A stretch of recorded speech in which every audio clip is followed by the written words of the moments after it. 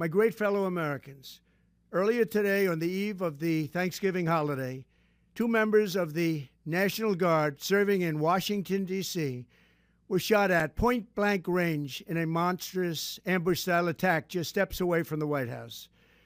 They had been deputized as part of the most successful public safety and national security mission in the history of our nation's capital, the D.C. Safe and Beautiful Task Force, which has achieved an unprecedented reduction in violent crime and crimes of all type. This heinous assault was an act of evil, an act of hatred, and an act of terror.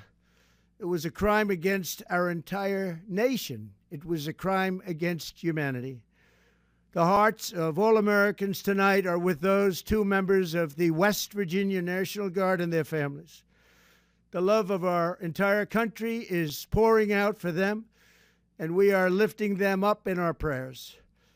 As we are filled with anguish and grief for those who were shot, we're also filled with righteous anger and ferocious resolve.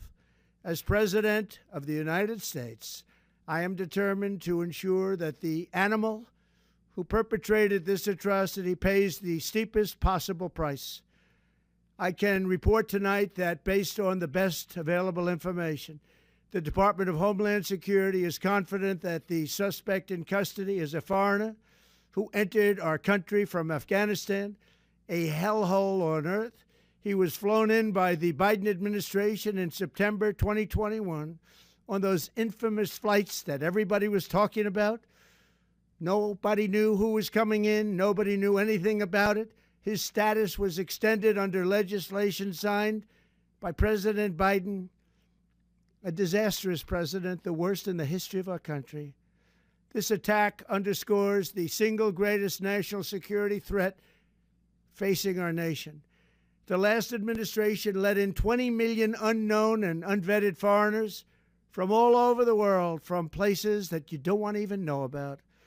No country can tolerate such a risk to our very survival. An example is Minnesota, where hundreds of thousands of Somalians are ripping off our country and ripping apart that once great state.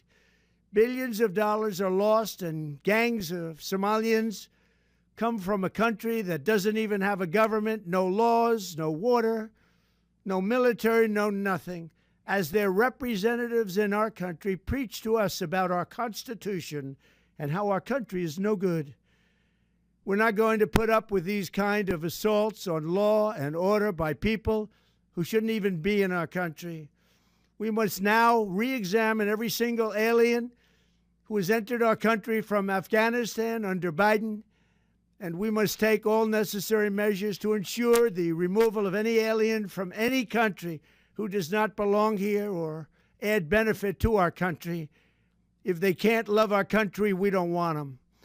America will never bend and never yield in the face of terror. And at the same time, we will not be deterred from the mission these service members were so nobly fulfilling. That is why tonight I can announce that I have directed the Department of War to mobilize an additional 500 troops to help protect our capital city.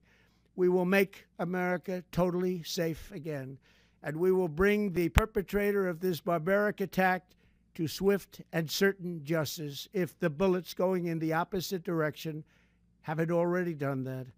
During this time of the year, when we gather at home with loved ones, these two patriots were wearing the uniform of our country, patrolling the streets of our capital. They had taken a selfless oath to defend our nation against all enemies, foreign and domestic, and that is exactly what they were doing when they were gunned down in a savage attack. I want to express my extraordinary gratitude to every member of the United States military who is deployed tonight at home and abroad. I also want to thank the Secret Service and the D.C. Metropolitan Police Department for their work today. This Thanksgiving, I ask every family to say a prayer for the two great heroes who were so horribly shot, and for their loved ones. Please say a prayer. May God bless them and comfort them, and may God bless and protect the United States of America. Thank you and good night.